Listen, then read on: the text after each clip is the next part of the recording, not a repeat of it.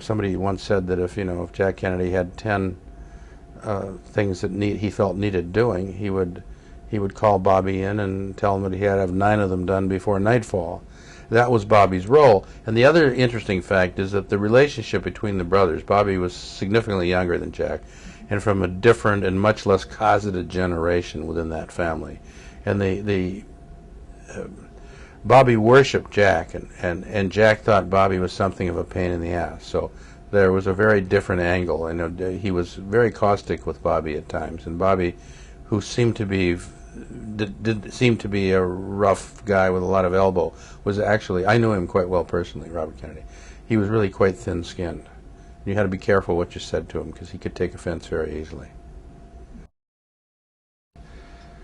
I think Robert Kennedy had been much more closely involved with the day-to-day operations of Operation Mongoose and the Cubans and some of the people who were very plainly behind the shooting of his brother, and he knew were behind the shooting of his brother, than he ever wanted to get out. He certainly didn't want word to get out that the government was colluding with the mob to kill Castro.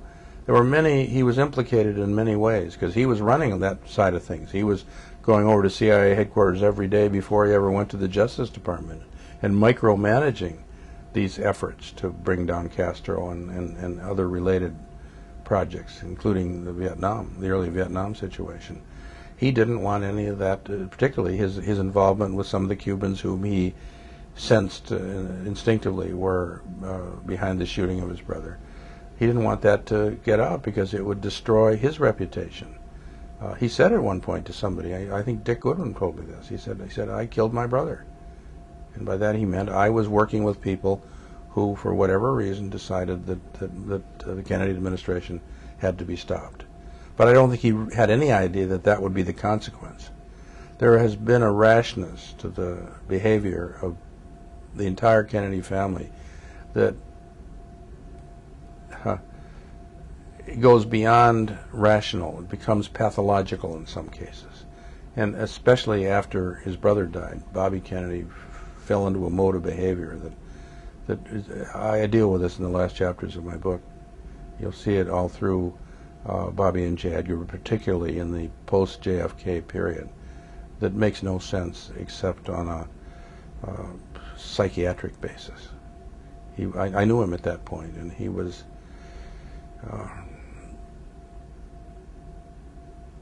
to his father's, his paralyzed father's fury, he was clearly on a suicide course. And the old man, who couldn't speak, made that very plain to people. He was very upset with Bobby's stupid things he would do, like, climb Mount Kennedy, with insufficient training or support, or go swimming in a stream full of piranha. He dragged Goodwin, and Goodwin had told me he's never been so scared in his life, and he said, we got to get out of this thing. And Kennedy said, don't you know it's a matter of record that the piranha have never eaten alive an American senator? He had a wonderful sense of humor, Bob did. I liked him very much personally. But there was a side to him that didn't make sense, and that people around him were becoming increasingly alarmed about, and those people included his brother Ted, who did everything possible to prevent him from running for president because he felt it was a horrible idea. Bob sent him up to tell Gene McCarthy that he was going to do it, and Teddy couldn't bring himself to get it out. He came back never having delivered the message. I remember I was seeing Ted Kennedy on a regular basis in those days. I remember how upset he was at the process. Politically, he thought that Bobby was much better off waiting until '72, until Johnson was out of the picture, and then mounting a proper campaign, not rushing into this in the wake of McCarthy's clearly abortive attempt to displace. I don't think, this is another point that your watchers might be interested in. I have every reason to believe that Bobby would never have gotten the nomination. He'd already lost so many delegates that Humphrey had a majority.